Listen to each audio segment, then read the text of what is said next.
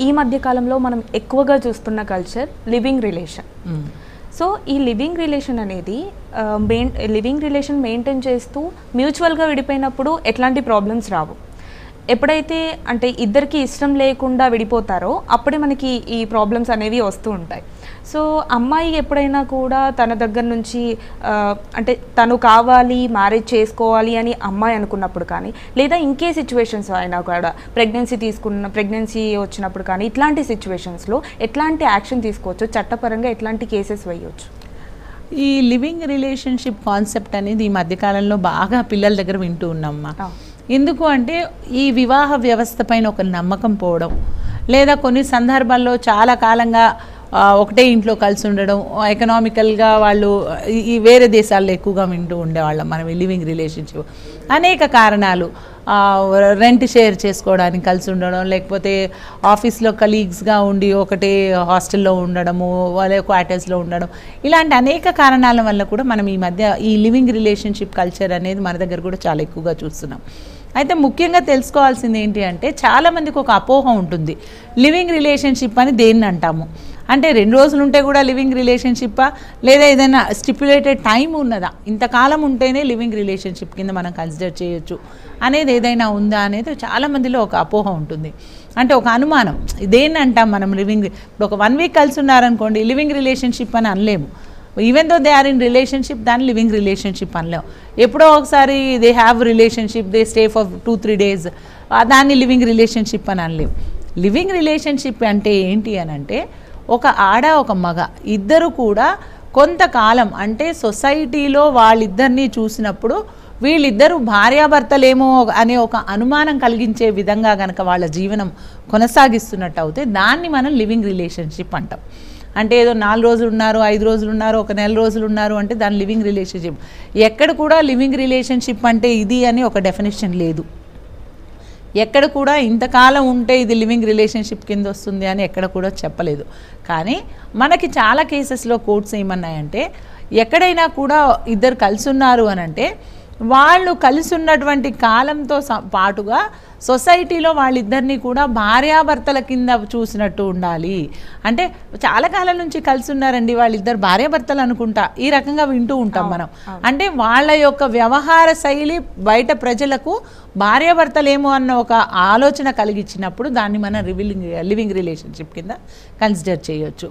So ఈ living రిలేషన్షిప్లో ఉన్నటువంటి వాళ్ళకి చట్టబద్ధత అనేది ఏది కూడా లేదు.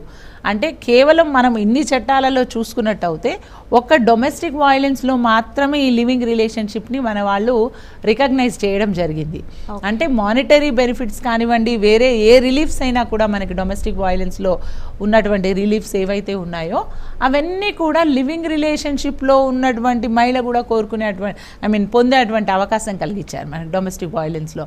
ఎందుకంటే అది మనకి రీసెంట్గా వచ్చినటువంటి యాక్ట్ కాబట్టి దాంట్లోని మనకి ఇది పొందుపరచడం జరిగింది.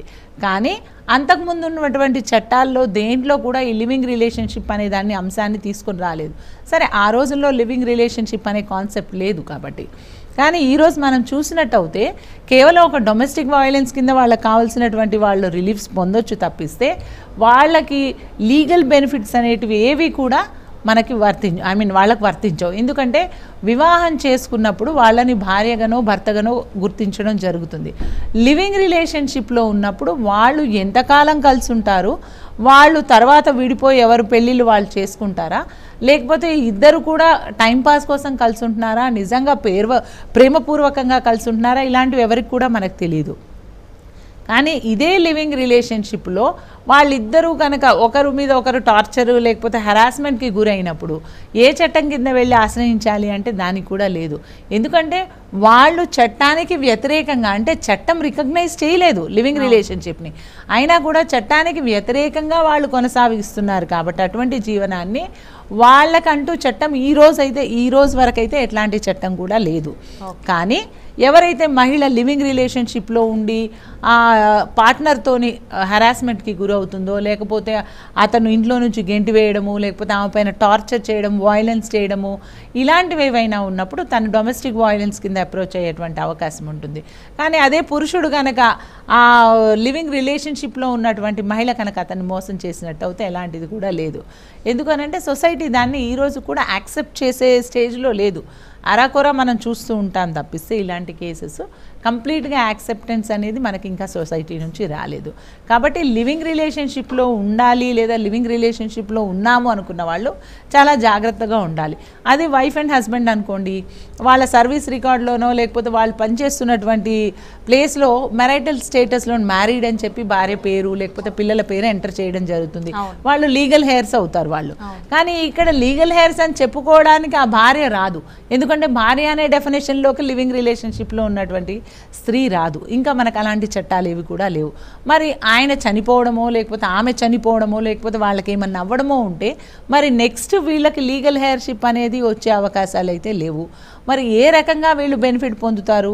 లేదు వాళ్ళ ఆస్తులు, ఇప్పుడు భర్త లివింగ్ రిలేషన్షిప్లో ఉన్నటువంటి వ్యక్తి చనిపోయాడు, వాళ్ళ ఆస్తులు అవన్నీ కూడా ఈమె అనుభవించేటువంటి అవకాశం లేదు. అన్లెస్ అండ్ అంటిల్ వీళ్ళు వాళ్ళ ఉన్నటువంటి దేనికైనా కూడా ఈమె నామినీగా పెట్టడం లేకపోతే వీల్నామా రాయడం లాంటివి చేస్తే తప్పిస్తే ఈమెకి అధికారం అనేది ఏమిది కూడా ఉండదు. సో లీగల్గా వీళ్ళకి ఎలాంటి రైట్స్ కూడా లేవు ఎక్సెప్ట్ డొమెస్టిక్ వైలెన్స్, అది కూడా ఒక మహిళకి తప్పిస్తే. అదే పురుషుడు నష్టపోయినట్టు అవుతే ఆయనకి లివింగ్ రిలేషన్షిప్లో ఎలాంటి బెనిఫిట్స్ కూడా లేవు. కాబట్టి ఈ లివింగ్ రిలేషన్షిప్లో ఉండాలి అని అనుకున్న వాళ్ళు ఇవన్నిటిని కూడా ఫేస్ చేయగలిగే అంత ధైర్యం ఉన్నప్పుడు మాత్రమే రిలేషన్షిప్లోకి వెళ్తే బాగుంటుంది. లేదు వాళ్ళ ఉద్దేశం వివాహ వ్యవస్థ పైన ఒక మంచి అభిప్రాయం లేకపోవడం అలాంటిది ఉన్నట్టు అయితే కొంతకాలం ఉండి తర్వాత దాన్ని లీగలైజ్ చేసుకోవడము, అట్లీస్ట్ రిజిస్టర్ మ్యారేజ్ చేసుకోవడం, రిజిస్ట్రేషన్ చేసుకున్నట్టు అయితే వాళ్ళు అంటే ఒక లీగాలిటీ కోసం అనేది ఇలాంటివి చేసినట్టు అయితే మాత్రం ఖచ్చితంగా వాళ్ళకు ఉండే బెనిఫిట్స్ అన్నీ కూడా పొందే అవకాశం ఉంటుంది. పొరపాటున ఏదైనా జరగరాంది జరిగితే మాత్రం వాళ్ళకి ఎలాంటివి కూడా ఆసరా మనకు గవర్నమెంట్ నుంచి వచ్చేటువంటి అవకాశం అయితే లేదు. సో ఈ రోజుకైతే చట్టబద్ధత అనేది ఎక్కడ కూడా లివింగ్ రిలేషన్షిప్కి భారతదేశంలోనైతే లేదండి.